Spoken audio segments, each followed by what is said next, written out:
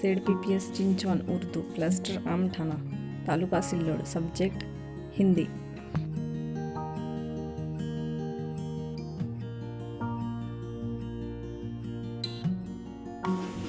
इस चित्र को देखो, क्या है ये है अनानास।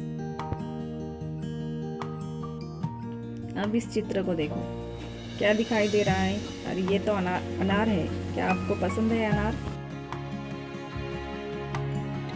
और ये क्या है? अरे ये तो अदरक है। अदरक। इन सब चित्रों के नामों में आपको क्या समानता दिखाई दे रही है? इन सब चित्रों के नाम अ इस वर्ण से शुरू होते हैं।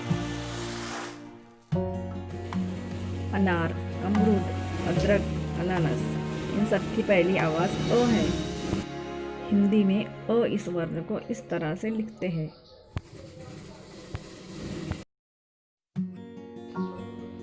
तो देखा आपने अ किस तरह से लिखते हैं। अब इन चित्रों को देखो और जिनके नाम अ इस वर्ण से आते हैं उनके चित्र अपनी कॉपी में बनाओ।